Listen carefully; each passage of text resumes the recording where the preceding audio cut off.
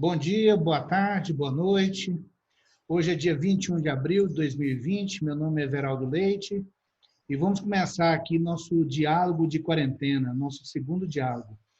E, para tanto, eu convidei o Cláudio Eduardo Mendes, economista, professor de economia. Olá, professor Cláudio, agradeço por aceitar esse convite. Boa tarde, Geraldo. Quero agradecê-lo pelo convite, fico lisonjeado nesse momento de solidão e de quarentena, poder, numa tarde chuvosa, abrir um espaço para a gente ter um papo suave e sobre economia. Eu agradeço o seu convite. Valeu. Cláudio, nós estamos assim, vivendo tempos diferentes, ou como se dizia antigamente, tempos interessantes. No Brasil, a gente está numa situação, talvez uma situação mais grave do que a situação dos outros países. Porque além da gente ter uma crise, está sofrendo uma crise que tem origem sanitária, em consequência, nós estamos também sofrendo uma crise econômica. Isso é o normal para todos os países do mundo. Mas temos uma terceira crise, que é uma crise política. Então, o Brasil realmente está passando por uma situação muito mais grave do que até mesmo outros países que estão vivendo a mesma crise. Mas eu gostaria de começar essa entrevista com você, essa conversa. Na verdade, é um diálogo, né? Não é bem uma entrevista. E eu queria assim que você, mediante assim essa ideia de que assim essa crise é uma crise diferente, é uma crise mais complexa do que os outros tipos de crise que nós já vivemos, né? Em 1929, na década de 30, né, de 1930, era um tipo de crise que tinha uma origem financeira, de bolha. Nós tivemos crise como crise do petróleo, que era crise de choque de preços. Outras crises, como as crises da década de 90, né? Crise do México, crise dos tigres asiáticos, da Rússia. O Brasil mesmo viveu também a sua crise, foi o epicentro de uma crise também, e depois uma crise da Argentina, e assim até chegamos na crise que a gente chama de crise das .com, no começo aí do século. Tivemos uma crise em 2008 que dizia-se que poderia ser uma crise maior do que a de 1929, até hoje existe essa comparação, mas, de repente, a gente está lidando com uma crise muito maior, me parece, do que a de 2008. Parece que é uma crise assim, que vai ser mais importante no sentido de como ela vai afetar as pessoas, de como ela vai impactar as nações. Vai ser uma crise maior do que a de 29 e de que 2008. É o que parece.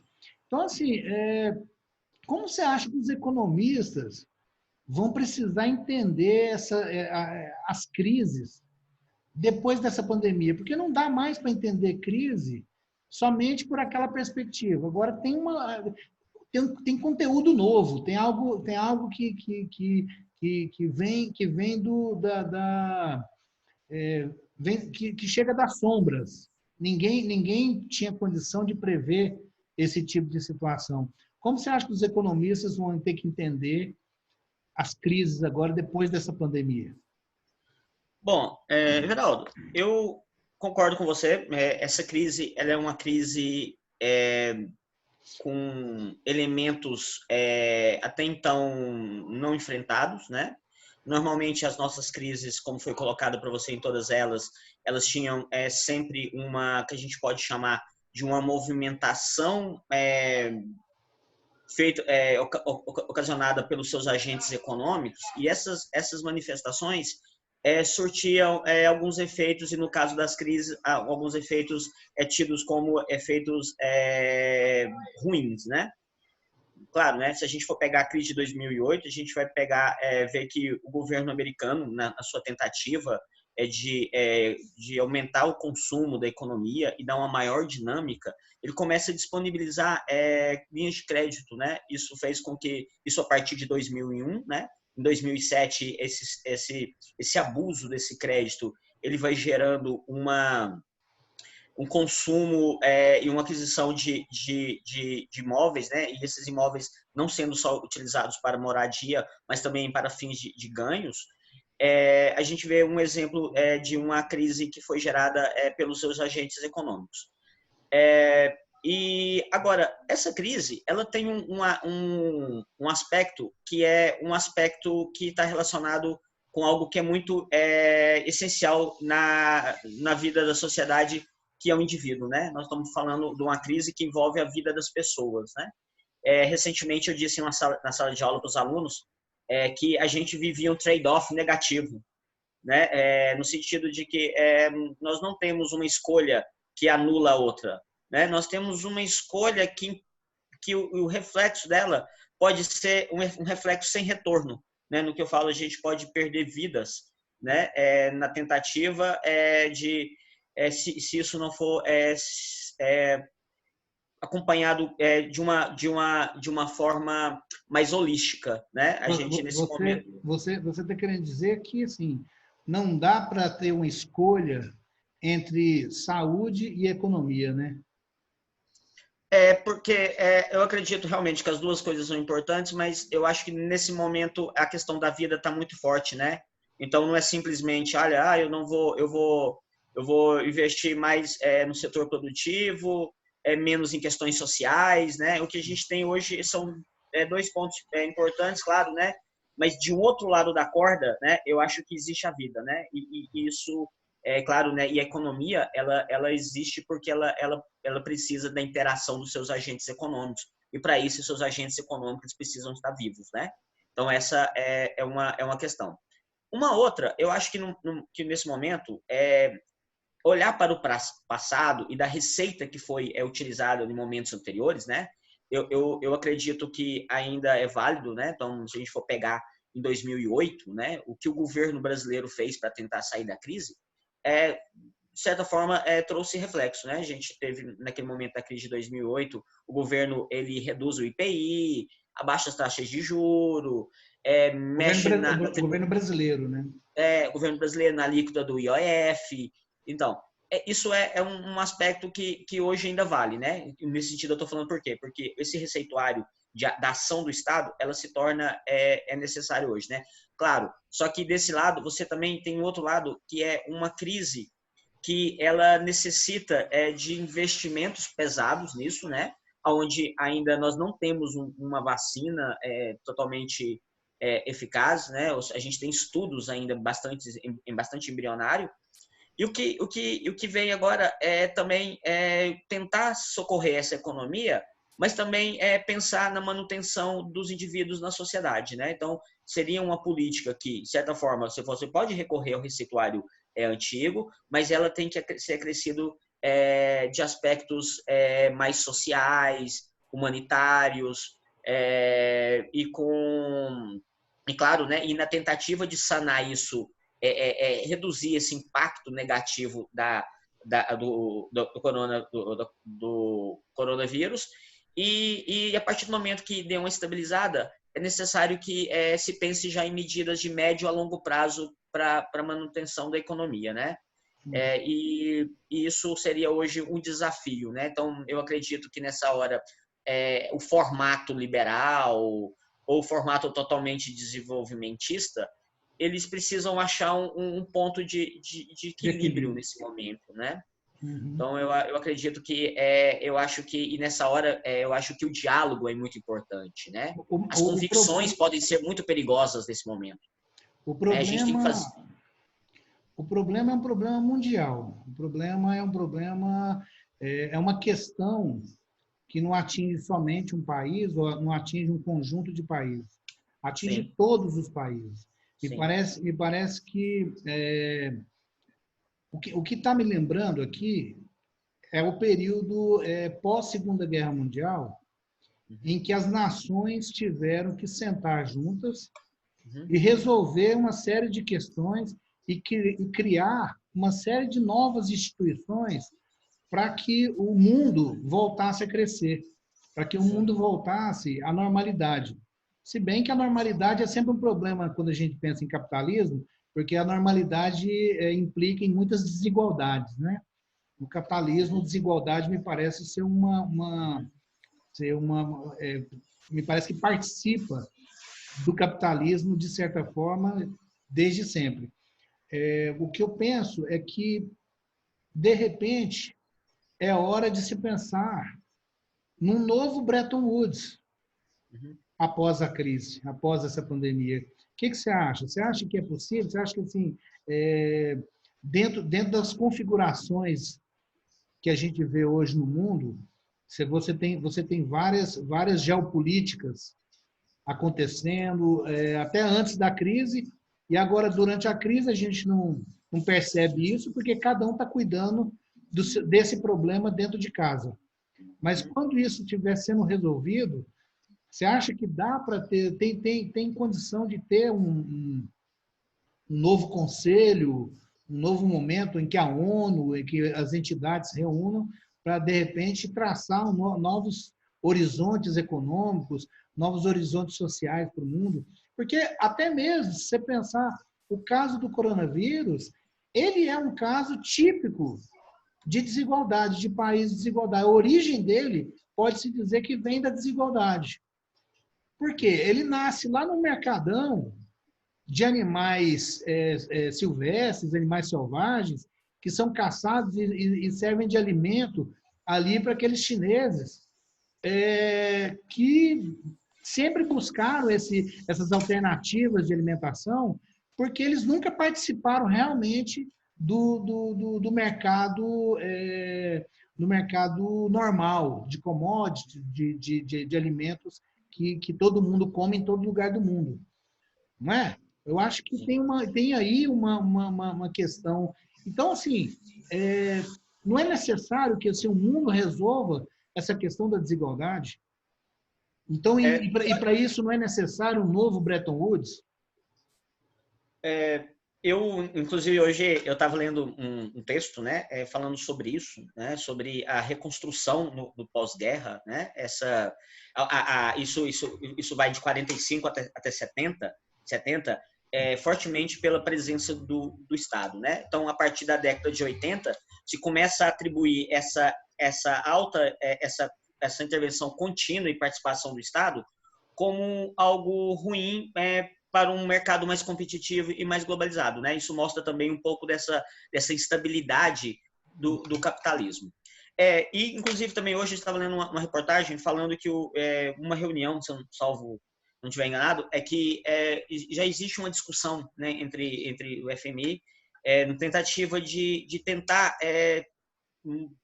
criar uma agenda, né, uma agenda positiva na tentativa de se pensar a economia, essa crise econômica como não uma crise, claro, né, no mundo globalizado a gente não pode falar que é uma crise que ocorre na China, não vai repercutir aqui, como a dos Estados Unidos repercutiu em grande parte da Europa e no Brasil, né? Eu acredito que nesse momento essa crise é uma crise global, né? E que nesse momento é necessário pensar a economia, embora cada região tenha suas particularidades, mas alguns elementos que são presentes em todas essas regiões, né? Que é a questão da desigualdade, né? A retomada do crescimento, levando em conta vamos usar um termo bem econômico, né? Levando em conta as suas vantagens comparativas, né? O que cada país tem, os seus bolsões de pobreza, as suas limitações. E eu acredito que eu sou até otimista em relação a isso. Eu acho que essa discussão ela vai ganhar força ao longo do tempo, né? Porque não dá, mesmo porque o processo de globalização ele de repente só pensar isso de forma isolada não vai resolver todo o problema econômico mundial, né? A gente também tem que olha só, países que a China que mantém relações estreitas comerciais como a gente, né? Então, não sei se é vantagem para a China também que a gente não se recupere, né? Os Estados Unidos também, os países da Europa, eu acho que o momento é um momento de se pensar uma política econômica com a forte participação, Everaldo, do governo, viu? Eu acho que inclusive, não sou só eu, né? Recentemente, o Valor Econômico lançou uma reportagem entrevistando entre eles um grande expoente liberal, o Arminio Fraga, onde o Arminio Fraga era categórico, onde esse momento é o momento da forte presença do Estado. Inclusive, também, um executivo agora recente da Fiesp falou também isso, né? Ele falou, olha, a gente acredita que nesse momento o ideário neoliberal construído a partir daqui no Brasil, final da década de 80, começo de 90, ele tem que ser repensado, né? Porque o livre mercado, a relação de oferta e demanda não é capaz de mitigar os resultados negativos que a gente tem As sentido. incongruências, né? E mesmo porque é aquela lógica, né, Veraldo? A gente está vivendo, eu falo para os alunos de economia, que nós somos privilegiados em viver nesse momento, né? Não privilegiado no sentido de que nós somos economistas frios, que estão vendo a crise e consultando livro de macro, né? Não, né? Mas assim que a gente pode ver essas transformações ocorrendo e de uma forma muito rápida, né? Se a gente for pensar, ainda quero me centrar na defesa dessa ideia do Estado, porque para a gente isso é tudo muito novo. Se a gente for pensar, Everaldo, a gente sai do modelo democrático, os militares, depois a gente tem um período ali no começo da década de 80 de ideias liberais, de repente a gente tem uma ideia nova sobre neoliberalismo, né? O que é o neoliberalismo? Chega, né, com a cara e com o nome, né? Esse na época era dado pelo FHC, né, um liberal. De repente isso gerou uma confusão, um burbúrio, porque se privatiza tudo, que o Estado é mínimo, que o Estado não é capaz de, o bom Estado é aquele Estado que menos governa. Isso depois a gente teve um período de governos de tendência de esquerda, com fortes ideias desenvolvimentistas, keynesianas, né? E agora, de repente disso, a gente volta agora para tendo um governo que ele comunga das ideias liberais, embora ele seja um extrema-direita, né? Então, ele é extrema-direita e flerta com questões liberais. E nesse momento, eu não acredito que, pelo menos a curto prazo, né? Assim, olha, vamos apagar o incêndio aqui. Eu não acredito que o livre mercado ele está muito fragilizado para poder dar alguma receita e para que a gente possa, pelo menos, reduzir o impacto nocivo desse momento, né? Eu sou bastante convicto em relação a isso, né? Bom, tem uma segunda questão aqui. Ô, Ever, só um detalhe, se me permite, ainda falando sobre essa relação, né?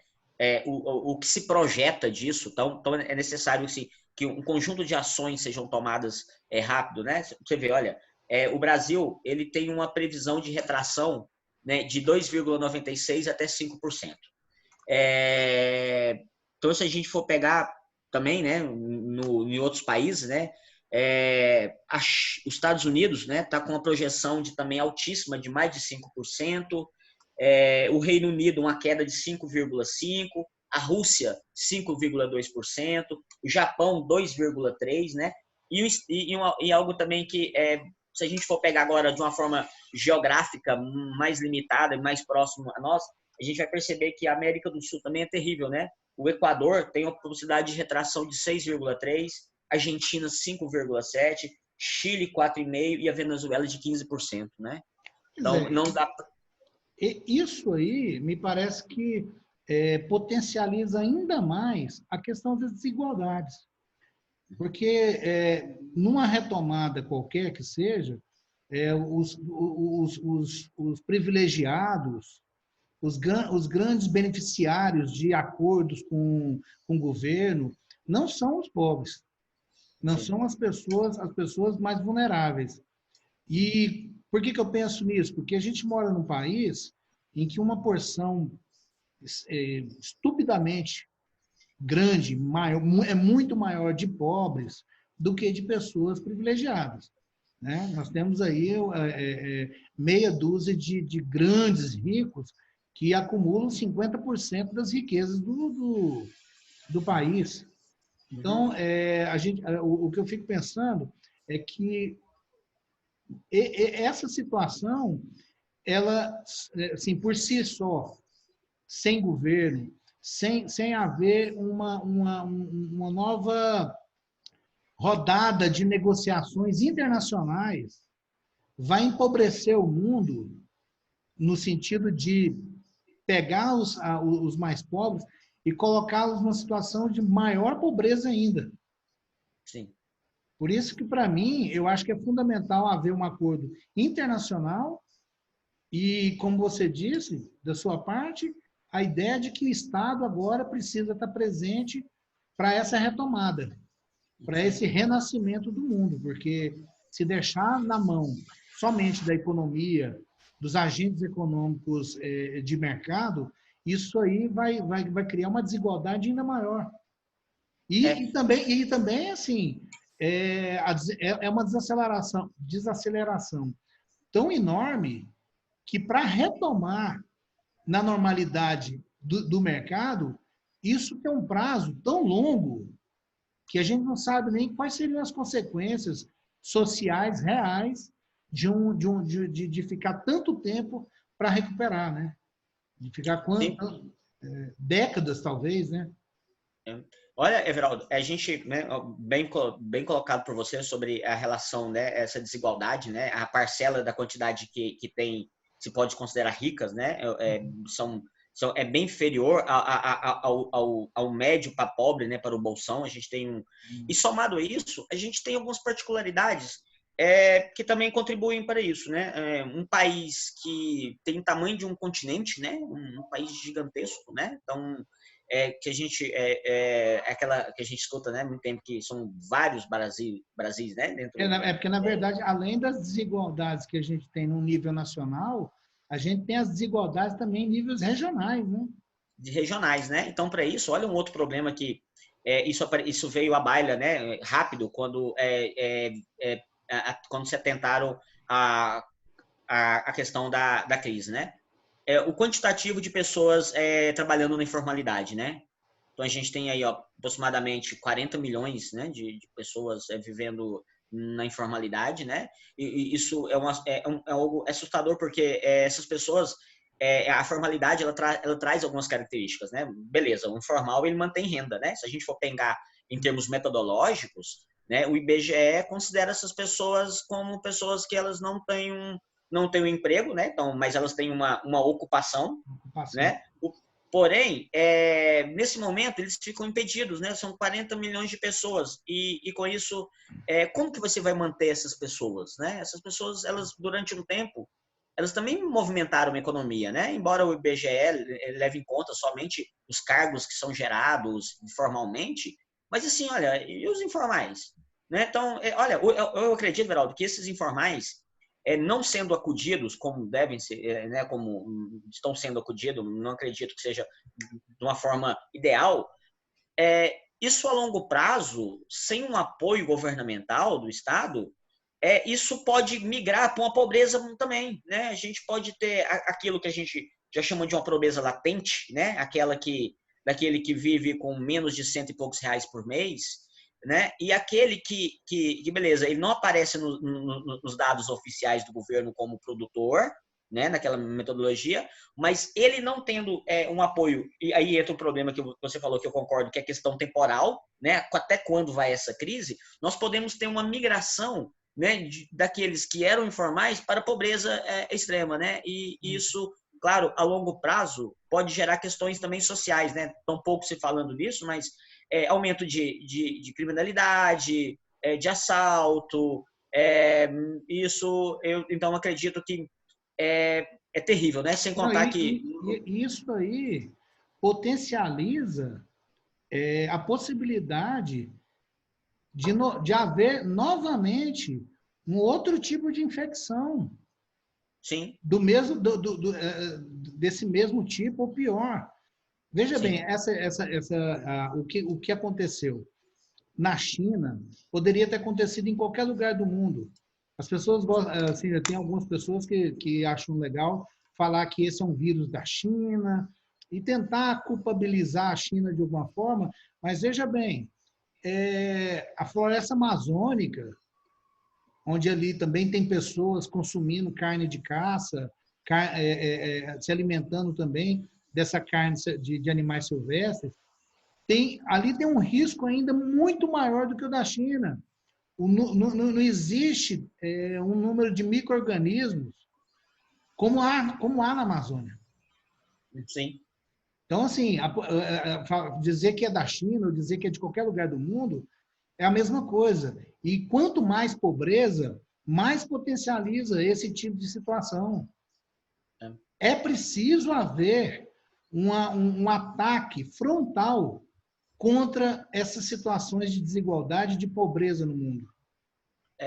E eu acredito, Everaldo, que esse momento também, ele, para aqueles, né, para os policy makers, né, aqueles que pensam as políticas econômicas, eu acredito que isso vai nos trazer algumas reflexões, né? Não acredito que o mundo, assim, olha, os políticos vão ficar mais atentos ao povo, né? Mas, assim, olha, a gente está falando de crescimento econômico, Everaldo, falando sobre economia, né? Essa ideia de desaceleração econômica, de tempo para recuperar, e falando dos agentes econômicos, mas isso também nos traz um outro problema, que é um problema típico da economia, que é a escassez.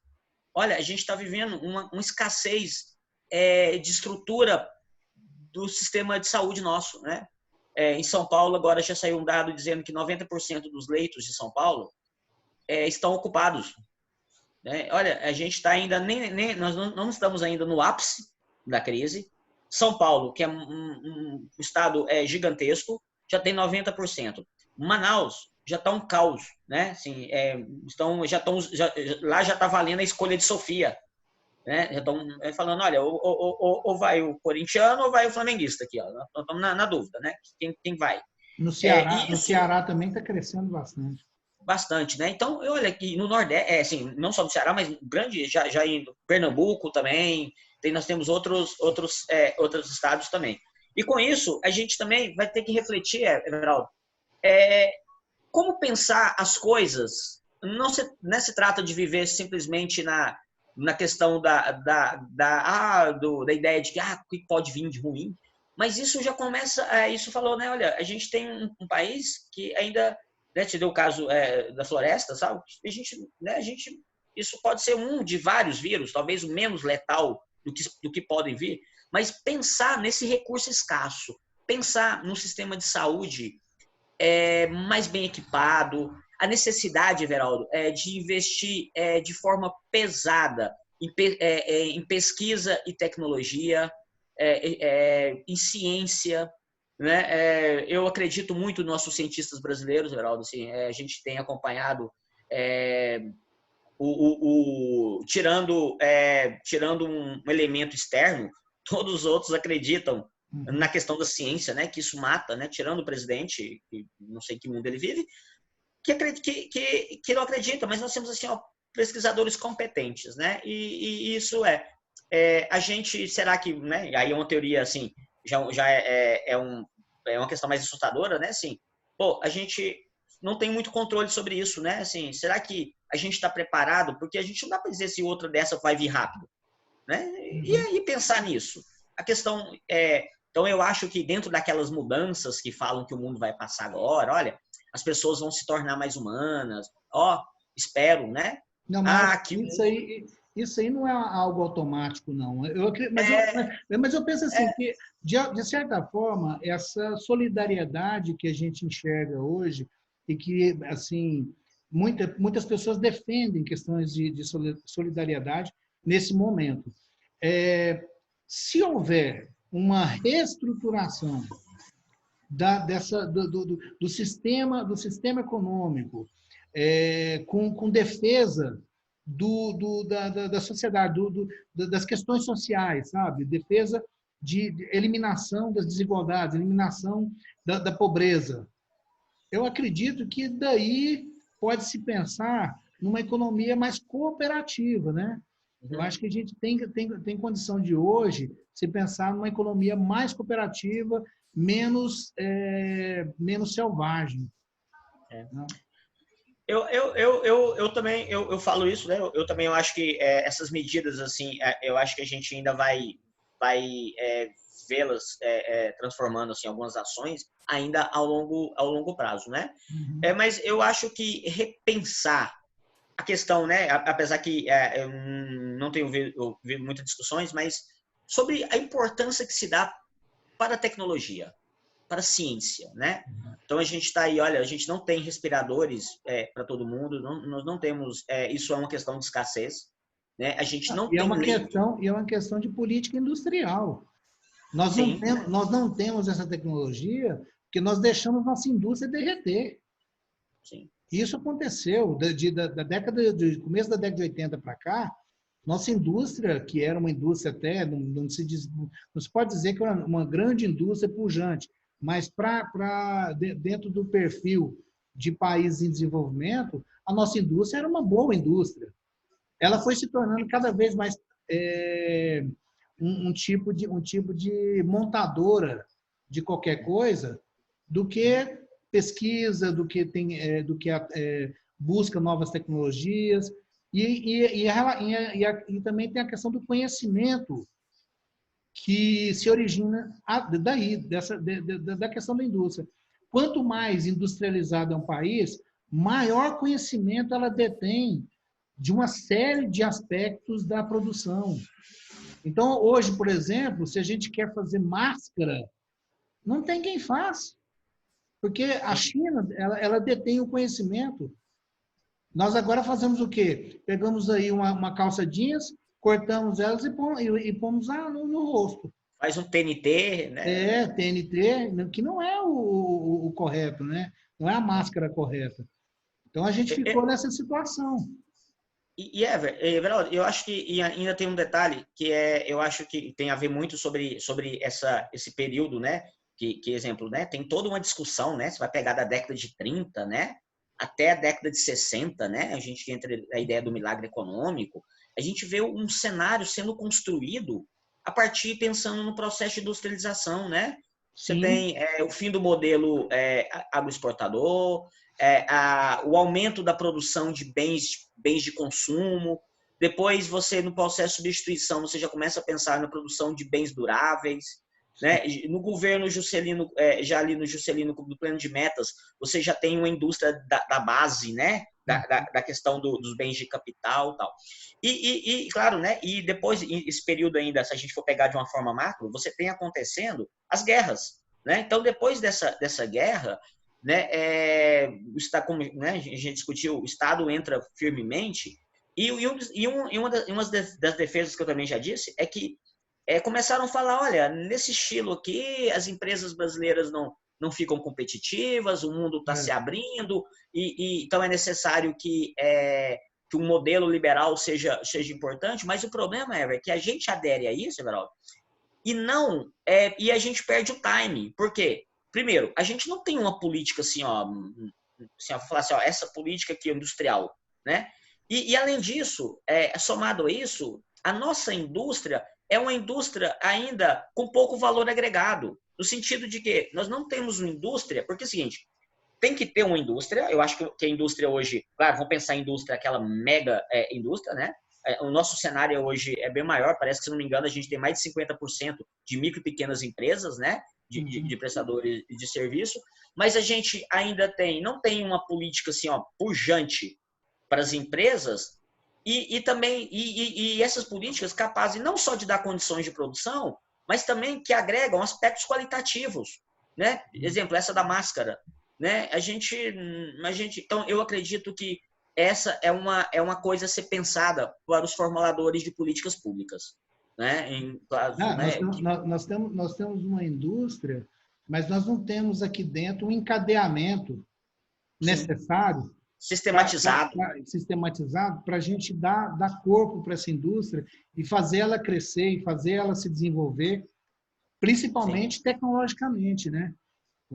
É algo assim que marca esse momento da nossa vida. Está marcando esse momento da nossa vida. Não temos respiradores, né, os ventiladores, não temos máscaras, não temos como nos proteger de algo, porque a China resolveu que não vai deixar exportar. A Sim, China ainda resolveu. somos. Não vai exportar, então os outros países, como é que ficaram? Mas isso também aconteceu com os Estados Unidos, aconteceu com a Inglaterra, com a Europa, eles também se pegaram nessa situação. Mas não dá para comparar o parque industrial brasileiro com o parque industrial americano. Sim. Eles ainda têm um potencial muito maior do que o nosso, principalmente no conhecimento tecnológico, principalmente. Everaldo, e além disso, o que eu acho que tem um elemento externo que eu acho que nesse momento ele é um elemento que é aquilo é a visita que a gente não precisava receber no domingo. Nós temos uma crise política, né? Isso é aquela visita de domingo que você não esperava por ela. Não, Né? mas no caso da economia, me parece que é o seguinte, a política de direita, tudo bem, ela existe, mesmo que ela seja uma política extrema, a gente pode vencer essa política depois nas eleições. A questão é que ela traz junto com ela um dogmatismo liberal antiquado para um país pobre, antiquado para um país pobre que está em crise. O dogmatismo que a gente vê, por exemplo, especialmente, né, no ministro Paulo Guedes, não dá ferramentas para ele para lutar contra a crise.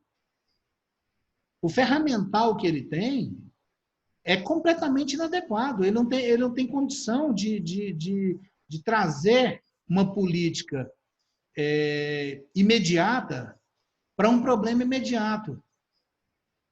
Então, eu acho que aí a gente vê o seguinte, que,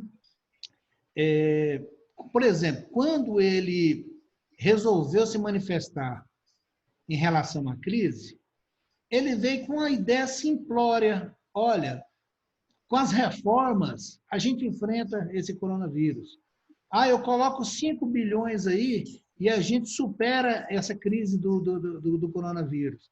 Depois, levou para o Congresso uma renda básica emergencial de R$200. Essa de 600, ela já não serve. A pessoa que está recebendo R$600 na conta dela, ela tá sendo motivada a buscar serviço fora, a buscar alguma coisa. Porque esse dinheiro não dá. Mesmo que seja os R$1.200, não dá. Isso é um erro grosseiro. Mas isso é um erro grosseiro, já não é nem mais só do executivo, mas também do legislativo, que acabou levando em consideração que os R$600 davam. Então, assim, aí você tem uma situação assim. Agindo dessa forma, agindo com esse medo, com essa restrição. Sensibilidade. Não, com essa restrição de atuar de verdade. Me parece que assim, o dogmatismo que o Paulo Guedes traz com ele, e que o Bolsonaro não entende nada sobre isso, ele simplesmente leva em consideração o que o Paulo Guedes diz. Esse dogmatismo que ele traz com ele, ele restringe as ações. Ele restringe o governo de atuar de verdade. Porque, olha só, pensa bem, o que acontece com o coronavírus, com essa crise do coronavírus no Brasil e no mundo? Você tem, quando a gente começa a estudar, a gente lembra lá dos fluxos real e monetário, né? Pensa num modelo aberto, num modelo que tem governo, você tem empresas, você tem famílias, você tem governo, você tem bancos, você tem mercado financeiro, você tem um mercado internacional e você tem os fluxos de gastos e de receitas que fazem com que esse modelo funcione. Normalmente ele funciona. Mas, de repente, a crise do coronavírus, ela não é como uma crise que ela vem contagiando, de certa forma, algum tipo de agente do sistema. Não vem do setor financeiro, não vem do setor imobiliário, porque quando vem assim, a gente talvez ainda tenha tempo e tenha meios de responder. Não, de repente o coronavírus chega e corta completamente todos esses fluxos de gastos e receita. Separa um para o lado e um para o outro. Fica todo mundo aleatório. Ninguém mais... E aí tem os contratos. Tem uma série de contratos. Você tem contratos nas cadeias produtivas, que de repente eles são cortados. Assim, a execução dos contratos são cortadas. É cortada a execução. Você tem essas ligações contratuais com o governo. Então, assim, é uma série de coisas que, de repente, elas se veem paralisadas. Sim. Aí não tem a resposta correta do governo, não tem a resposta correta do ministro Paulo Guedes. Agindo dessa forma, você tem ideia do que vai ser a economia brasileira depois dessa crise? Quando a crise terminar lá fora, aqui ela vai se estender. Eu acho que isso é uma certeza. Mas como vai ficar a economia brasileira? Eu concordo, Everaldo, e acho que existe existe uma tensionalidade, né? Existe um modo claro de agir, né? A equipe do Paulo Guedes, né? Ela é bastante clara, né? Se você for pegar assim, os jogadores que jogam no time do Paulo Guedes, né? Do goleiro ao atacante, não é difícil perceber o que eles pensam, né? Qual é a cartilha que eles seguem, né? Isso também é um fator, né? Que colabora, né? Você forma uma equipe de jogadores que jogam todo mundo atrás. Então não tem como você imaginar que esse time vai jogar para frente. Todos eles jogam atrás. Do outro lado também, né?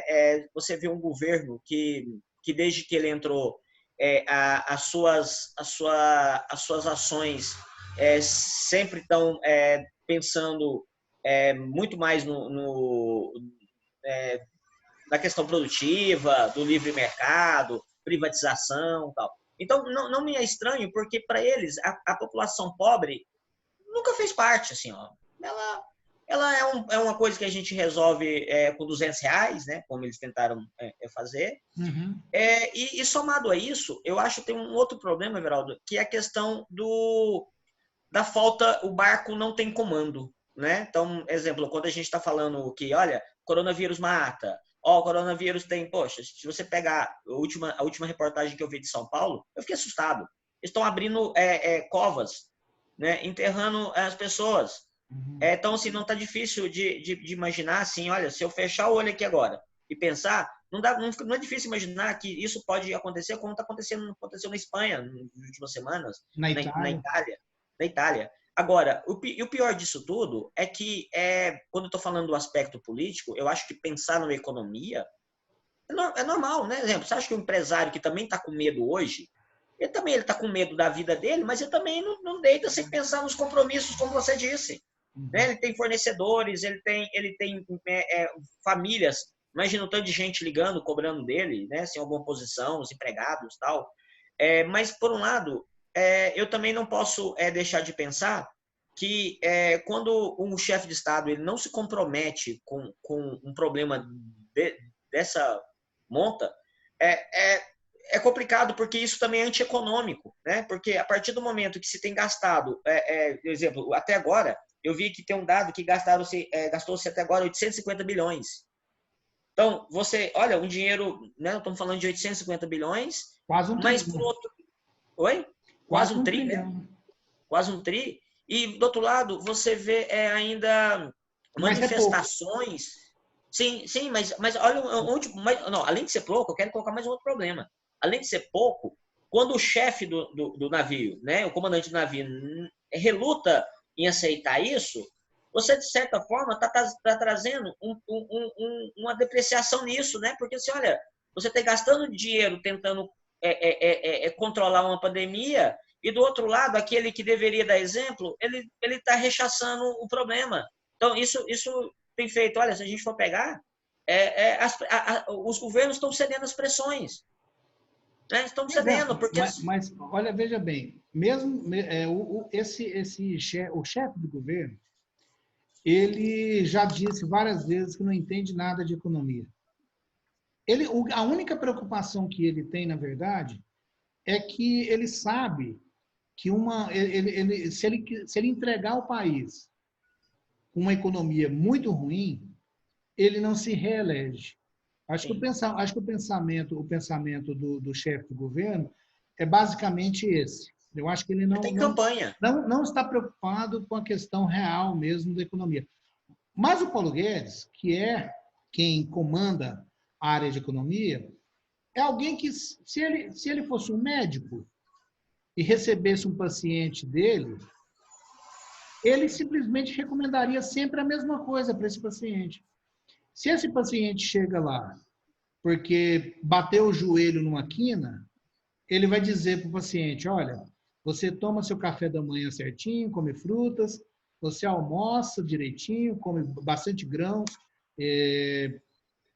salada, à tarde você come alguma coisinha também, põe um melzinho, à noite você se alimenta bem e dorme, que daqui a algumas semanas você nem vai estar lembrando dessa dor do seu joelho. Mas aí esse mesmo cara chega lá depois com o organismo completamente paralisado, numa situação gravíssima. Ele vai chegar nesse paciente e vai dizer, olha, você precisa tomar seu café da manhã certinho, comer frutas, você vai ter que almoçar com grãos, com carne, salada, e daqui a alguns anos você vai estar bem. Quer dizer, ele não tem outra receita. Ele não tem. A vida do Paulo Guedes é determinada pelo dogmatismo, e não só dele, mas toda a equipe econômica dele é assim. Sim. Então eu acho que assim, o problema vai ser muito maior no final das contas, e o Brasil vai demorar muito mais tempo para se recuperar do que se pensa. Bolsonaro, coitado, se o horizonte dele é 2022, ele está perdido. Porque esse horizonte é de curto prazo, e nesse prazo, o Brasil, levando em consideração o que Paulo Guedes vem fazendo, e mesmo que o Paulo Guedes estivesse assumindo a coisa da forma mais keynesiana possível, ele não conseguiria também tirar o país da situação gravíssima de recessão grave ou depressão nos próximos 2 anos. Sim. Então, se as pessoas tinham aí uma certa ojeriza à economia como vinha sendo tocada nos últimos anos, antes desse governo, eu sinto muito. Eles vão ter uma grande frustração por décadas, porque isso não se resolve assim. Se for para se resolver com esse receituário, não vai. Não vai. Não vai. E nessa hora, Veraldo, abrir mão das paixões e das convicções, aquelas mais enraigadas, eu acho que é um bom início, né? É fazer uma leitura mais ampla. Isso é tão verdade que esse governo não consegue fazer isso. Olha só, eu tenho acompanhado noticiários, né? Você, no momento nenhum, vê um representante das questões sociais do governo. Né? Que esse, né? Sei lá, se isso é uma secretaria, né? Uma secretaria, uma gerência do governo, você não vê, assim, olha, as questões sociais são resolvidas pelo Ministério da Economia. Sim. Né? Claro, né? Existe a gente tem que pensar isso, uma teia, né? Assim, né? Interligadas, tá? Olha, né? Como o Estado funciona quando ele tem que funcionar, olha, a gente precisa garantir infraestrutura para os medicamentos chegar, ó, o Ministério da Justiça garante segurança, né, para que isso chegue, o governo injeta dinheiro, o Ministério do Planejamento, assim, e a questão social? Porque aí isso retorna naquela discussão nossa, né? E a questão social? Porque isso que você falou, Everaldo, essa crise, em termos sanitários, ela pode vir daqui 2 anos, fica marcado, olha, ó, tem um caso aqui, mas a gente já tem um remédio mais ou menos aqui, nós temos leitos que se eu ficar doente, dá para eu ir, mas é o seguinte, e esse desemprego, né? Sim, e essas pessoas pobres, né? Porque é o seguinte, a economia, ela precisa de um tempo de maturação, né? As coisas precisam entrar novamente no trilho. E com isso, e o reflexo para o pobre, ele vai depender, né? Claro, também, né? Claro, de ajudas do governo nesse momento, mas agora, a longo prazo, ele vai é necessário que as empresas se reconstituam, se reergam, né? E isso... Mas aí o mundo inteiro vai fazer de tudo para que isso aconteça. Mas o Brasil, desde já, está dizendo não a isso. Sim. Porque a gente nem o governo federal não acredita nisso, é um grande problema, né? Então a gente... É difícil você tratar sei lá, né, uma doença, vamos lá, que a gente conhece, que é uma doença grave, né, gente? Pô, se você não acredita nisso, já é um problema, assim como você vai iniciar o tratamento, se você não acredita. Então, eu penso que a questão da crise econômica, das consequências negativas, ela já essa já pode colocar na conta, né? Já está contratada, né? Não, isso não vai, a gente não vai dormir e acordar amanhã com isso, né? Desempregos vão vir e a gente vai ter que pensar. Então, aí eu concordo também que eu acho que a coisa tem que ser mais verticalizada, sabe? Eu acho que é necessário que sei lá, o G20, sabe?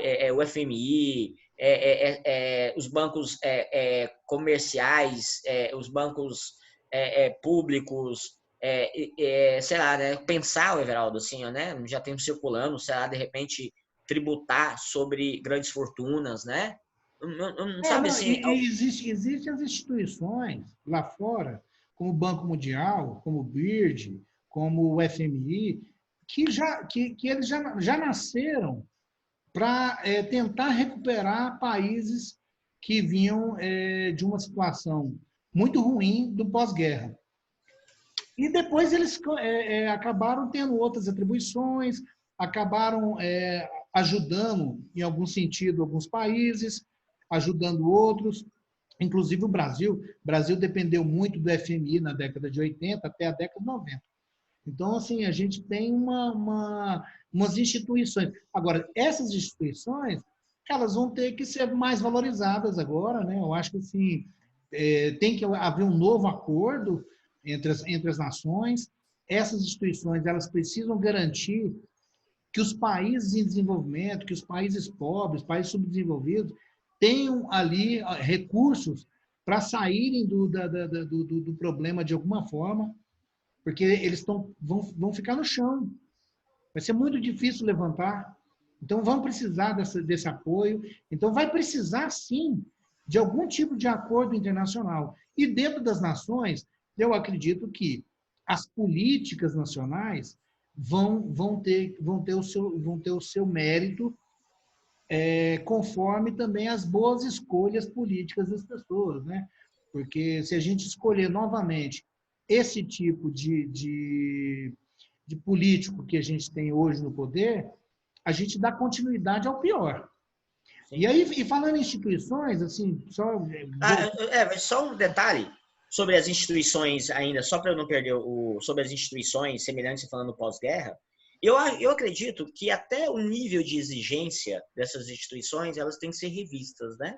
Porque se a gente for pegar na história econômica mais recente, o FMI, o Banco Mundial, quando eles se manifestaram em apoio, eles colocaram algumas restrições, né? Utilizando-se, inclusive, utilizando-se políticas de não expansionismo, mas de retração, né? De manutenção de superávites primários, tem que mudar isso.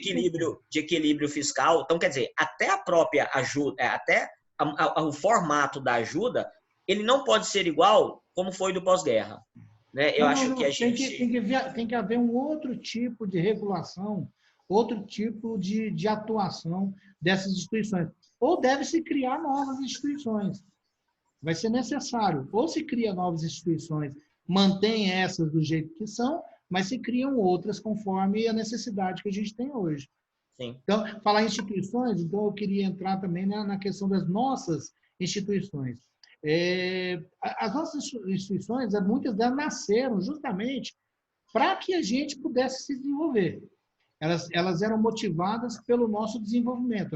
Elas tinham como objetivo buscar o desenvolvimento do Brasil. Aí a gente tem BNDES, a gente tem os bancos estatais, como o Banco do Brasil, a Caixa Econômica, tem o Banco do Nordeste. A gente já teve alguns outros bancos que foram privatizados, mas eram instituições para desenvolvimento. A questão das superintendências regionais, os ministérios do Trabalho, da Cidadania, Ministério de Indústria e Comércio, que foi extinto, uma grande ignorância, né? E legislações. A gente tem aí algumas legislações que elas estão aí para dar proteção social. Eu acho que deve-se pensar em buscar essas legislações e injetar nesse sentido algo que pode melhorar a vida das pessoas. Então, assim, as questões sociais, sempre há legislação para elas só não são cumpridas, elas só não são levadas à frente. Então, e estabelecer outras também, se possível, né? E tem recursos também, como você já falou sobre recursos, sobre questão de pesquisa, de ciência, a gente precisa ter recursos para essas áreas, né? Recursos para pesquisa, recursos para inovação. Então, a gente precisa disso. E tem já várias leis que são voltadas para isso. Se elas são mal geridas, mal colocadas de alguma forma no sentido prático, aí eu não sei, mas precisam ser, né? Então, assim, eu acho que elas seriam importantes nesse momento, né? Mas principalmente depois, quando a gente for tentar retomar o crescimento. Como é que você vê isso? Everaldo, eu escuto desde criança, né, que o que não falta no Brasil são órgãos, né, governamentais e leis, né? Uhum. O que se questiona, né, talvez a eficiência, né, um termo muito econômico, né, questão da eficiência desses órgãos, né? Eu acho que primeiramente, eu acredito que tem que ser pensado uma política macroeconômica de uma forma menos viesada, mais realista, né? Claro que você não pode dispensar questões de políticas econômicas para as micro e pequenas empresas e para o setor produtivo no todo. Tem que tentar criar um mecanismo também que faça com que essas empresas contrate pessoas. Eu acho que isso é um aspecto. É necessário também tentar manter uma liquidez, né? Aí eu acho que a importância do Banco Central ele se torna bastante necessária nesse momento. E também uma integração, isso sou eu que penso, sabe, Vel? Quando a gente vê que a gente não tem respirador, a gente não tem máscara, a gente não tem... eu acho que, de repente, seria como pensar uma sistematização, algo integrado, sistematizado, sabe? Dos sistemas Senai, Senac, chamar esses órgãos para uma conversa. Né? Olha assim, no lugar de ficar assim, vamos liberar seu dinheiro. Os empresários solidários de São Paulo doaram tanto. Eu acho que é necessário uma força-tarefa ampla. E ter gestão pública vinculando tudo isso, né? Então, exemplo, o que o Senac pode fazer? Serviço Nacional de Senai, Serviço Nacional de Aprendizagem Industrial. Ficou claro que nós não temos... E olha, porque é o seguinte, Geraldo, numa prospecção negativa, a gente não está isento de outro vírus daqui a um tempo, não. Né? Esse vírus pode aparecer amanhã com o nome de Corona X, entendeu? Assim, a gente não consegue, então, pensar isso de uma forma organizada. Olha, o que o Senai, né? Um órgão que surge, olha, porque o Senai, Everaldo, ele surge naquele processo onde o Brasil sai desse modelo agroexportador. E seguinte, olha, como que eu vou dar emprego para as pessoas da empresa se essas pessoas não têm mão de obra qualificada? Então, é aquele lance, né? Você não pode desmembrar a questão da educação com a economia, né? Se eu penso numa economia industrial, eu tenho que ter uma mão de obra. Então, eu acho que esse tipo de comparação, né? Pensando assim, olha, não está na hora de repente, o Sebrae. O que o Sebrae pode fazer? Só, okay, eu chamo o diretor do Sebrae. Olha, o que o Senai? O que o Senac? Junto com, olha, com a Secretaria do Ministério da Fazenda. Quais são os apoios, né, que compete ao governo, aos municípios? Tem que estar tudo Claro, vinculado, né? Sim, não ficar trabalho de formiguinha, sabe? Eu faço uma aqui, o Senai faz isso aqui. Não, é o seguinte, olha, beleza, a gente vai ajudar, sei lá, sim, porque né, claro, a ideia de empreendedorismo é uma ideia muito liberal, né, que onde todos veem um problema, o empreendedor vê uma oportunidade, mas não quer dizer que isso também não seja válido, né? Assim, o que o Sebrae pode fazer? O que as instituições podem fazer Não, para o mas cara que perdeu o emprego? isso que nós estamos conversando, isso que você está falando, isso aí é o normal hoje em países em desenvolvimento que realmente estão em processo de desenvolvimento, como é o caso da China, como foi o caso da Coreia do Sul, Singapura, alguns países que resolveram que uma gestão pública aliada a todo a necessidade e o preparo e a produção do setor privado, esse vínculo seria algo assim voltado para o desenvolvimento. Uhum. Né? Essa é a ideia da China, é a ideia da Coreia, e dá certo. Isso dá certo. Isso aí faz um país crescer. Isso faz um país se desenvolver. Não essas ideias do tipo, nós precisamos de um mercado onde todo mundo é livre, né? Onde o Estado é mínimo. Olha, essa crise mostra que não é isso. E as crises vêm. As crises vão vir. Essa não é a última crise do mundo. Elas virão. Quem está mais preparado se mantém, se segura. A China vai ter uma queda no crescimento da China violento esse ano. Mas você acha que ela não começa uma recuperação logo já no ano que vem, quando superar a questão do coronavírus?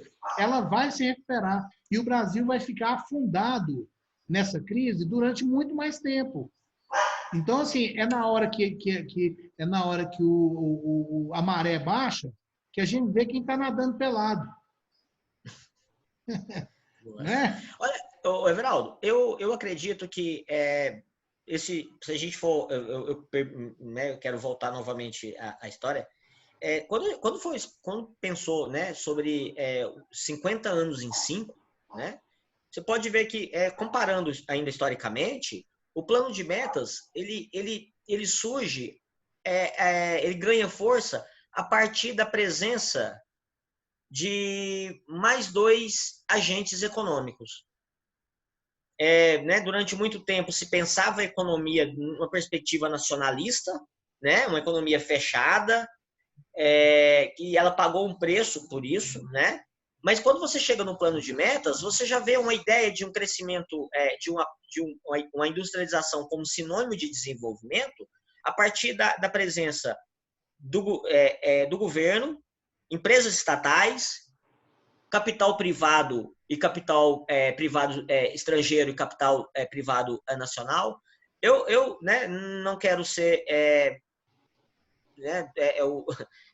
dar receitas prontas, mas eu acho que nesse momento caberia isso que a gente tem falado, sabe? Uma articulação do administração direta com as administrações indiretas, com o sistema S, rever, né, ou ampliar essa ideia novamente de parceria público-privada, né, porque nesse momento a recuperação da economia também não é uma esmola, né? Eu acho que o rico está preocupado, claro, ele pode estar menos preocupado do que nós, o empresário. Então, eu acho que o momento é de pensar, criar-se uma discussão séria, né? uma agenda política, uma agenda econômica pautada no racionalismo econômico, na seriedade. E institucionalizar isso, né? Você criar, Sim. você dá para as instituições, ou criar novas instituições que tenham também esses objetivos, de estar fazendo essa articulação, de estar vinculando as políticas ao que acontece no país, para fazer com que o país se desenvolva de forma geral, né? Não, assim, porque toda política que foi orientada no desenvolvimentismo acabou fazendo com que, por exemplo, São Paulo se tornasse aquele grande mercado que a gente vê hoje. A grande produção do Brasil está concentrada em São Paulo. E os outros estados, sabe, tendo que criar algo aqui, algo ali, tentar incentivar uma indústria para se instalar ali, tentar fornecendo material para São Paulo, para fazer com que São Paulo continue sendo a mesma coisa, né? Então, bom, a gente tem um Brasil inteiro para olhar para ele, né? E o que me preocupa é que eu acho que ainda está faltando norte para isso, né? Tá. Claro, né, que o vírus é novo, né? Claro, estou até falando do combate a ele, mas esse é compreensível, né? Porque, olha, é uma doença como, se a gente for pegar historicamente, a AIDS, né, na década de 80, as pessoas sabiam qual era o contágio, como que se dava, mas, assim, até então não existia remédios eficazes como hoje já tem, né? Mas é necessário e também uma sensibilidade, né? Porque a economia ela precisa das pessoas, né? E a gente está falando porque eu acho que a lei da demanda e oferta não funciona entre defuntos, né? Ela não há tentativas de ganho nisso, né? Entre defuntos. Com o vírus não se barganha, né? Não se barganha. Ele é um mercado imperfeito. Ele é um mercado não competitivo, né? Ele que dita. Ele é uma grande externalidade, né? Sim, cidade negativa, né? Ele vem como né? E só basta perceber que é o momento que repensar, sabe? Essa momento as paixões devem ser deixadas de lado. Eu acho que as campanhas políticas deveriam ser suspensas por um tempo. E é aquela ideia também de que toda essa nova política, essa nova institucionalização, esse novo rumo, esse novo horizonte que o país precisa ter, tem a ver também com criação de expectativas, né? De você tá trazendo para aqueles que produzem, trazendo para aqueles que geram riqueza para o país, a ideia de que existe um horizonte. Porque, mesmo antes da crise do coronavírus, nós tínhamos perdido o horizonte completamente. Tanto que a gente já vinha crescendo muito pouco, e a possibilidade de crescer muito pouco esse ano era certa. Sim, alguns economistas já estavam dizendo que a gente talvez viveria um momento pior do que a década perdida. Sim. Né? E segundo as estimativas, o Brasil... Por falta de expectativas. Porque, veja bem, a taxa de juros nunca esteve tão baixa. As possibilidades de exportação, em função de a gente ter um câmbio depreciado, era muito interessante. Então, tudo tinha a ver com você voltar a produzir. Só que sem ter um horizonte, sem você ter uma expectativa real de como vai estar esse país daqui 5, daqui 10, daqui 15 anos, você não investe. Não é isso?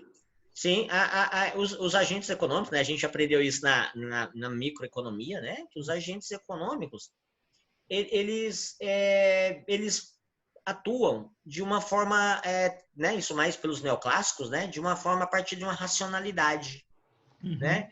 Então, e uma outra característica é que eles conhecem muito, pelo menos deveriam conhecer muito bem o mercado que atuam. Então, nesse caso, né? Eu reforço a ideia que você disse, sobre as expectativas, né? Então, um exemplo, no momento de crise, a questão, vamos pensar uma questão da educação, né? Algo que é sempre colocado como isso é relegado para a gente, relegado já há tempo.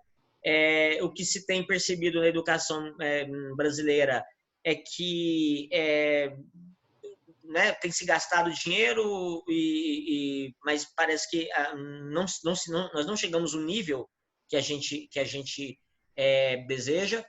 E assim, olha, como que isso, né? Assim, como que isso vai ajudar também, né? Pensar de uma forma ampla, né? Você está falando, como que a gente vai pensar isso? Né? Quais expectativas? O rapaz vai querer fazer um curso superior, o Joãozinho, que expectativa que ele vai ter, né, na educação? Para que estudar? Né? Para que eu vou pagar uma faculdade? Assim, qual a expectativa que eu tenho a médio e a longo prazo? Porque a curto prazo nós já sabemos, né? As expectativas não são as mais...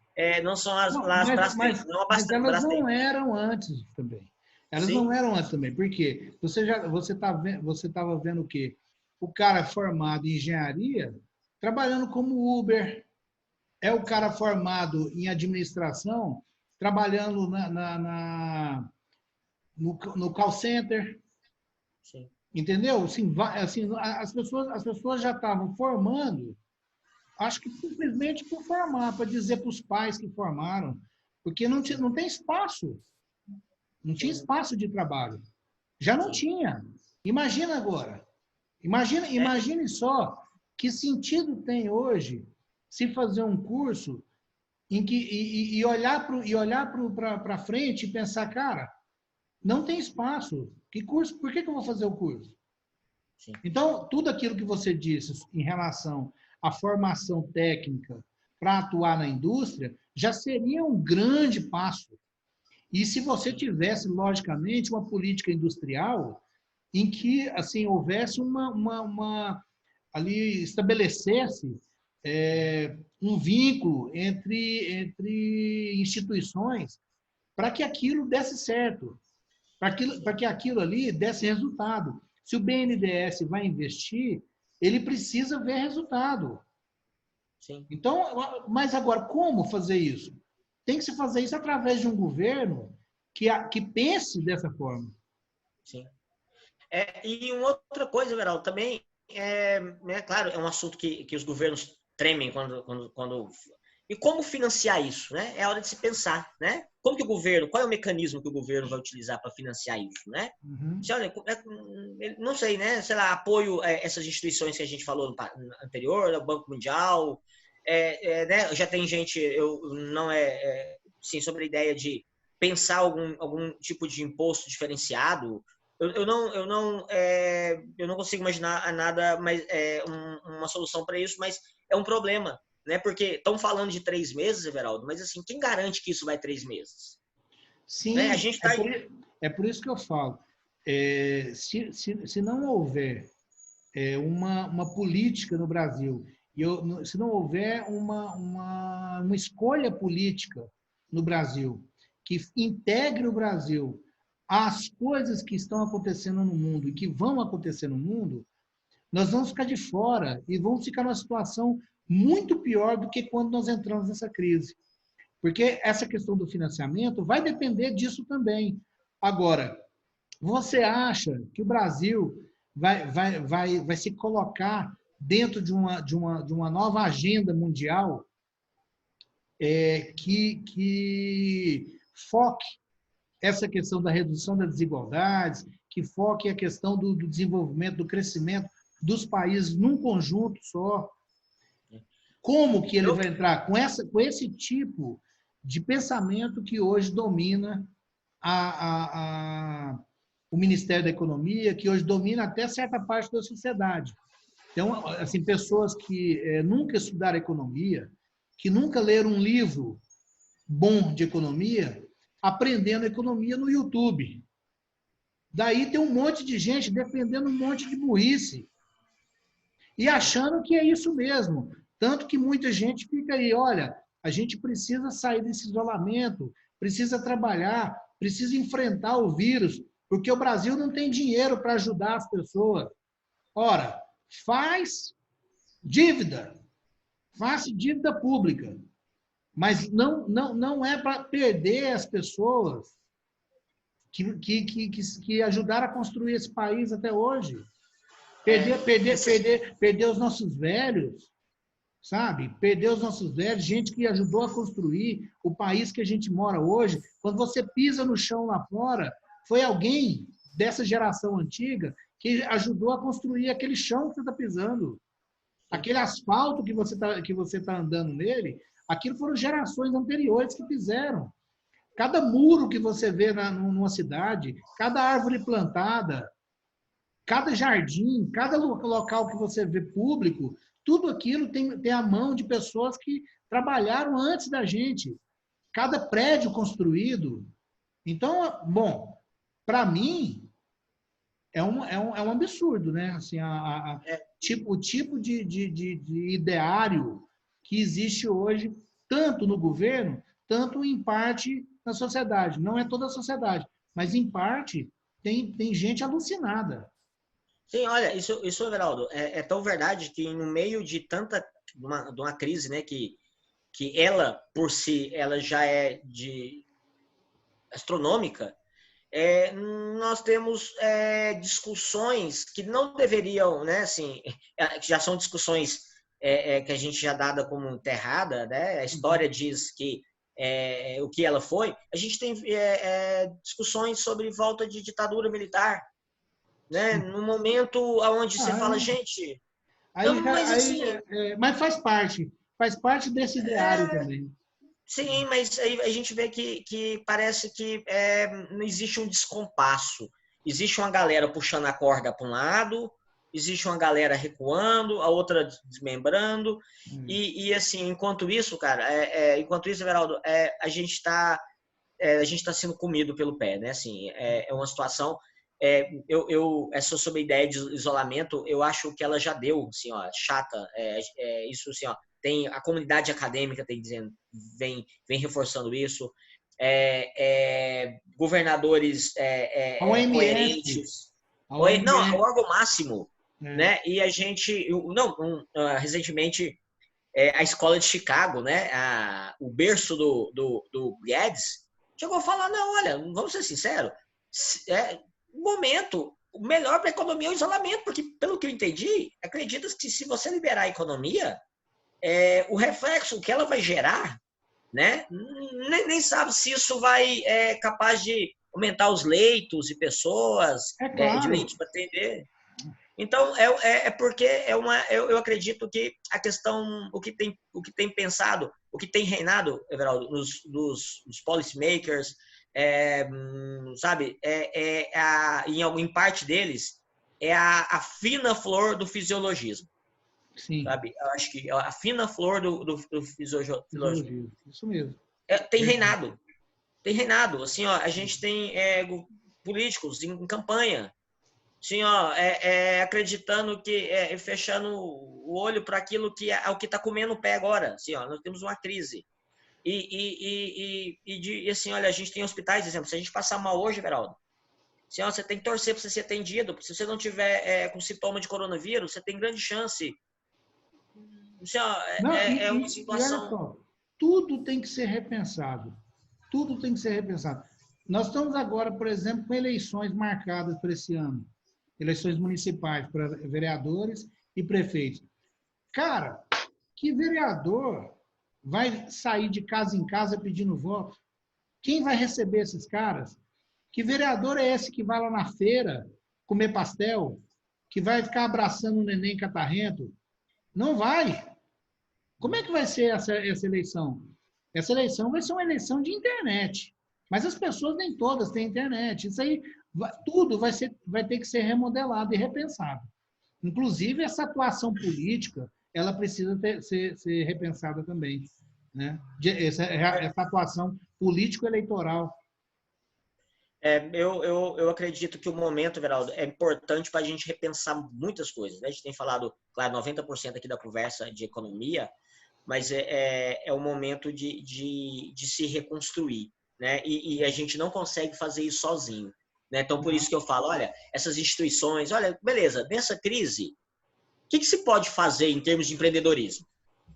Né? Será que a onda agora é o individual, né? O microprodutor individual? Uhum. Será que é necessário agora de se criar cooperativas?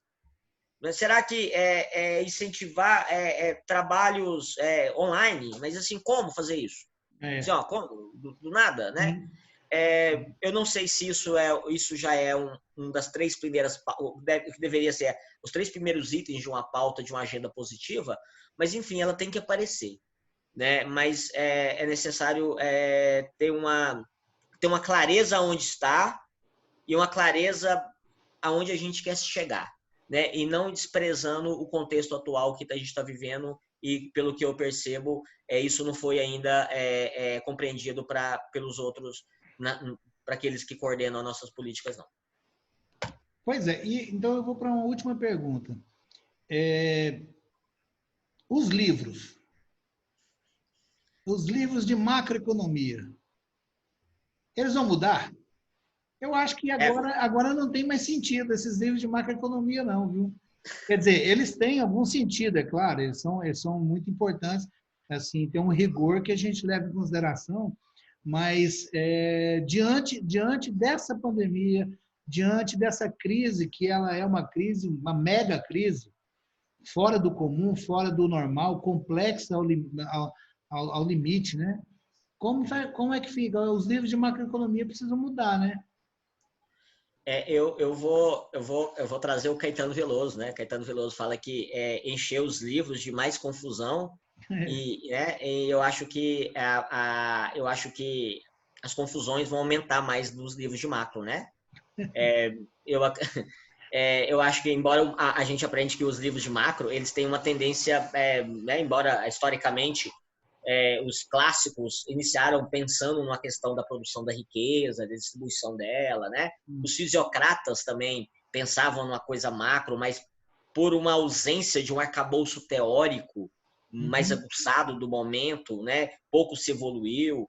Depois os marginalistas ressurgem a microeconomia, né? Aí Keynes depois tal. Eu acho que Keynes agora ele ganha novamente uma força, né? Eu acho que alguns aspectos sociais vão aparecer, algumas políticas mais sociais também deveriam intercalados com as questões econômicas, né? Uma teoria de socorro, de emergência macroeconômica, de integração entre os agentes no aspecto macro, né? Como que o Banco Central atua nessa situação, como que os governos, as empresas estatais, né? Que é melhor nesse momento? Reduzir, desvalorizar o câmbio, o que fazer, né? Eu acho que tá aí, né? Um campo de estudo para quem está surgindo agora. Isso vai. Pensa bem, pensa só. Uma das formas de tentar reassumir as rédeas da economia em época de crise e tentar colocar ela num certo prumo é você investir no crédito para incentivar o consumo. Ou então para você injetar dinheiro através de transferências, através de gastos de governo, para você estimular a economia de certa forma. Mas no momento desse, é praticamente impossível você estimular consumo. Os recursos, mesmo os recursos de governo que entrarem na mão das pessoas, que caírem na mão das pessoas, elas não vão automaticamente para consumo, não. Alguma parte vai, outra parte vai ficar na mão porque existe a insegurança sobre o momento. Então, não vai tudo para consumo, né? Então, já tem aí uma questão que até um pouco atrás, o Lula mesmo, né? O Lula incentivou o consumo, entendendo que a propensão marginal a consumir de um país pobre é grande. Então, qualquer real que entra na renda se torna consumo fácil. Uma parte aumento marginal, né? Então a ideia é de que assim o consumo, aí é interessante até dizer para as pessoas como é formada a renda, como é formado o PIB, né? Ele é formado por consumo, mais investimentos, mais gastos do governo, mais exportações líquidas, que é exportação menos importação. Ó, do lado do consumo, você não vai gerar consumo tão Porque fácil. as famílias... Do lado do investimento, com a questão das expectativas e falta de horizonte, você não vai ter investimento. Gastos do governo, como eles dependem também, de certa forma, da receita da tributação, essa receita só vai cair. Então, vai ter também um limite de endividamento, se a gente for pensar que o governo vai precisar se endividar para manter, de certa forma, a economia. Tem um limite para tudo isso. Mas gasto de governo ainda vai ser a única coisa que pode resgatar a economia de certa forma. Exportações, importações, é algo também que a gente não sabe como vai ser, porque a China, como ela é uma grande importadora do Brasil, não sabemos se ela vai importar da forma como ela vinha importando, porque a economia chinesa tem caído. Bom, vai cair esse ano, e parece que mais de 6%. Mas estão falando que ela ainda, no meio desse caos, ela ainda tem talvez uma perspectiva otimista de crescer em 1,2%, né? Agora, eu acredito que a China ela retoma mais fácil. Por quê? Porque ela hoje ela está munida da indústria do mundo. Então, qualquer incentivo da China para a retomada da indústria vai ser muito bom. Até mesmo porque a demanda no mundo por certas coisas vai continuar a mesma. Por outras, nem tanto. Né? Eu acredito que, assim, nos próximos anos, os produtos mais básicos da nossa vida vão ter muito mais relevância do que os produtos supérfluos. Então, eu acredito que a China vai voltar a uma produção. E acredito também que todos os países do mundo vão criar uma política industrial nessa área de saúde, é certeza. Essa área de saúde ela não fica sem uma política industrial no mundo e também uma política industrial para outros tipos de bens, para outros tipos de produtos e outros serviços. Vai ter que ter investimento em alguns serviços. Tecnologia, conhecimento. Um país do tamanho do Brasil, ele simplesmente abandonou a questão do conhecimento, mesmo com os investimentos que houveram na formação de pessoas através das universidades, eles não promoveram, assim, de certa forma, um crescimento significativo em pesquisa, significativo em inovação. Está falando dos institutos tecnológicos, dos Pronatec, esses em programas. P&D. Quer dizer, nós ficamos para trás. Mas isso também tem muito a ver por a gente não ter uma indústria que sirva de base para esses conhecimentos, que sirva de estudo para os conhecimentos, né? Eu vejo isso com certo, sei lá, não pessimismo, né? Mas uma certa parcimônia, né? Assim, eu acho que os interesses não igualam, né? Assim, acho que a gente tem pessoas que estão pensando desarticulado, sabe? Eu acho que nesse momento é necessário sentar alguns setores representativos do país, da economia, governo, né? Uma relação, pensar também, isso que você falou, sabe? Eu acho que nesse momento a relação externa vai nos ajudar, porque a gente vai precisar de apoio externo, sim. Vai. Né? Isso hoje. Nós não temos uma poupança, né? Assim, pujante que vai nos manter por algum tempo. Mas uma coisa é clara, né? A economia, mais do que nunca, ela vai ser importante, né? A pensar a economia, né? Sim, não essa economia, essa simplesmente eu chamo de real agora, essa que a gente está vivendo do dia a dia, mas assim a política econômica, né? A formulação de políticas públicas. Aí eu desmembro, né? As políticas públicas são importantes, aí você desmembra a política social e uma política econômica, né? eu acho que é a única solução. E eu acredito categoricamente que o mercado ele vai vir ser importante, sim, depois de que uma base, depois que o Estado contribuir para que a gente consiga erigir uma base mais sólida, e a partir daí o livre mercado também vai ser um player que vai nos ajudar. Mas a curto prazo, o Estado ele vai ter que ser atuante, viu? Tá bom, Cláudio. Acho que a gente já ficou muito tempo, né? Acho que a gente já conversou bastante. Se for deixar, a gente vai ficar aqui até 10 horas da noite, meia-noite, conversando sobre isso. E aí as pessoas nunca vão assistir a gente, né? Porque quando vê o tempo de fala, não vai querer assistir. Vai falar assim, ó, o tempo, eu vou assistir O Senhor dos Anéis. Isso. 2 horas de filme, né? Vai assistir o irlandês, né? O irlandês é enorme. Vai lá, pede um sanduíche, volta, tá na primeira. Uhum. E você quer falar alguma coisa? Quer dar uma dica de livro aí para as pessoas? Uma dica de livro interessante para quem assistiu a gente, quer entender um pouco mais? Ô, Everaldo, nesse momento, eu tenho revisitado a formação econômica do Brasil, né? Na tentativa de encontrar pontos de convergência, né? Outros nem tanto. Tenho lido macroeconomia, né? Tenho estudado macroeconomia. Tem um livro, Veraldo, porque deixa eu ver se eu consigo localizar, se me dá um tempo, que eu estou lendo Isso aqui. é rápido aí, porque a gente já está fechando. Rapidinho.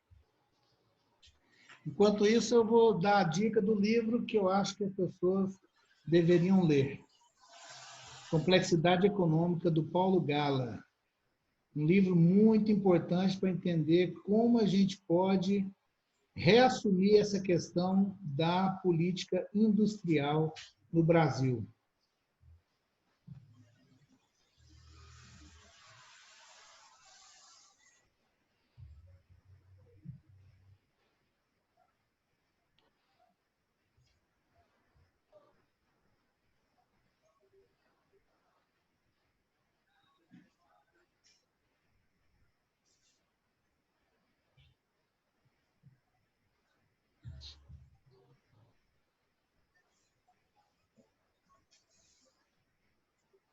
Bom, Everaldo, aproveito e que é um livro que você me indicou, né? Chutando a Escada, né? Sim. Esse é bom para qualquer pessoa, né? Você não precisa ser economista. É um livro Qualquer pessoa hoje que quiser entender um pouco sobre a questão de como os países se desenvolveram e como eles foram protecionistas e como criaram também instituições fortes. E depois, quando viram que os países queriam se desenvolver, outros países que queriam se desenvolver, eles disseram assim, olha, vocês estão indo pelo caminho errado, vocês não devem ser protecionistas.